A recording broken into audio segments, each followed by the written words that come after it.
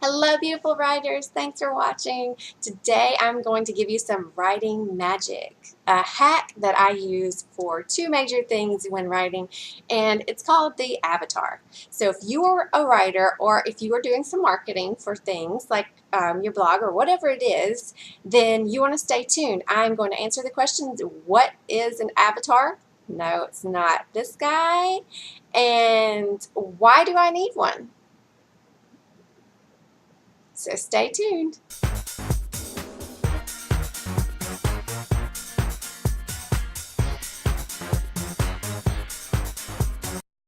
All right, so before we jump in, I want to invite you to the fire. I am on fire these days with books and tips and tricks, and so I would love it if you would go ahead and show me some love and hit that subscribe button and also ding that bell so you'll get notifications for when I add new juicy stuff.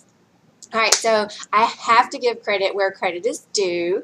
My friend Marty, who is a marketing guru, actually gave me the idea of the avatar, and he sent me his own avatar worksheet. He was helping me with some marketing for my speaking and training stuff. But I have found that the avatar actually helps me with writing too. So thanks, Marty. So now, what is an avatar? Let's just keep it simple. It is your ideal customer. With books, it is the person who is going to read your book, who needs it, who wants it, who is actually going to buy it. So you are creating this character of that person, and that is your avatar. So, marketing or writing is only half of the business of books. And I want to just go ahead and ask you right now, because I know that personally I'm more of the artistic type, and I don't really like marketing. So if you love or hate marketing, either way, just type in the comments. Either you love it or you hate it. Just write love, hate, let me know. I have actually found, though, ways that, and this is one of them that I'm sharing with you today, ways that I can get through my hate relationship with marketing and overcome that, and it's by finding what works for me. And so creating an avatar is one of those things that has been very important for me with marketing. But first, it actually helps me with writing too. So I'm going to talk about that. So I'm going to use my second book, Evolving Through Bullshit, as the example here, because I didn't even know that I was doing this at the time, because this was before I even met Marty. And I had no idea what an avatar was. But it took me about 2 years to write Evolving Through Bullshit. It all started out as just like me getting stuff out of my head and working through things. I was going through a lot of changes at the time, and I was evolving through bullshit. And so I really didn't know where I was going with the book for a while, and I didn't even know it was going to turn into a book until it did. And then so about a year and a half, this is a really short book too, by the way. It's only a 3-hour read, I think. But a year and a half in, I was like, what is going on? Like, why? I kept telling myself, this is stupid. People don't care. Nobody knows who I am. Like, why am I going to write this book? And then I was like, I don't know. It just hit me. There were two me's, right? So I may talk about this a lot, and I apologize if I do, but there was the before Julie and the after Julie. And before was the person who needed my book. And when I realized that, it was that woman who needed someone to give her permission to think outside the box, someone who needed to really see what was happening and what she was facing and some of the changes that I was making, like going through a divorce. And once I realized that that person needed, that former Julie, she needed my book, then I got on fire again. It was like I would wake up. I am not a morning person. Like, I hate getting up early. It makes me literally sick. Literally, you can ask Alyssa. And we have, like, on trips when we have to get up early, will toss and turn like a fish out of water. Like, I hate getting up.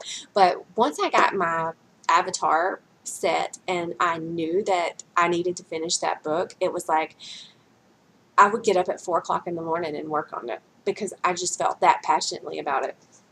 And so it can help you overcome all of those fears, that writing block. If you get that person in your head and you think, who needs this? Who wants this? So it doesn't have to be, mine is self-help. or that book is self-help, but it could be for anything. I mean, fantasy. Look at all the people who are addicted to Game of Thrones right now. They need that content in their lives. They need that escape. So find that avatar and use that to push past your writer's block, your fear, whatever it is that's keeping you from finishing that book. 2 is marketing. So like I said, books are business.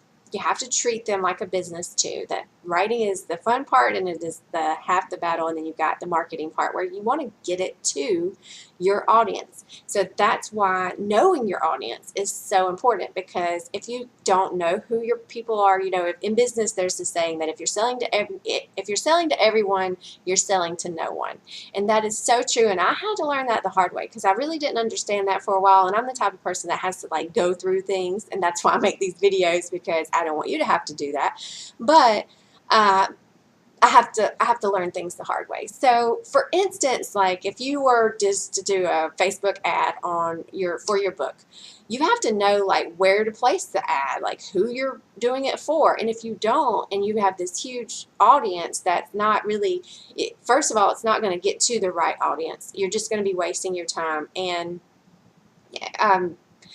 wasting your money, because you're just sending it out to all the wrong people. So really honing in on knowing who your audience is. So I've of course shared this link, this PDF in the description that I created, because this is what works for me, and it's just basic, like you'll see. But knowing like this stuff about the person that is your ideal customer can help you really focus on where to place your marketing stuff and how to do it. And this can also help you with things like even writing the title of your book, making the cover, which I'm going to talk about next week. But knowing all of that stuff can even help you with like the style that you write in. So it's really, really, really important to know who your avatar is. All right, so I was doing some research on like actually applying, because I know that everybody's different, and I know what it works for me, but I also wanted to be able to share, and I'm going to share a link to this video. It's a short video. I thought it was a neat trick though. This guy, Preferable Life, I think is the name of his company. Sorry. But he gives this neat trick about how to connect with the avatar, and well, anyway, you'll see if you watch this video. But it's like connecting to an individual, imagining like emailing to the person. So it's the same thing with your book. It's like you're writing to this person. All right, so I hope that was helpful. Like I said, I'm super excited. I'm about to do an experiment with my cover. Now, I think you know by now that I am pretty cheap, and I did my covers myself. And I am actually going to make some changes, and you'll see coming up in next week's video. I'm going to cover that. If you want more videos or more things on this specific topic, like marketing or stuff about your avatar, just let me know in the comments below, and I will see you soon.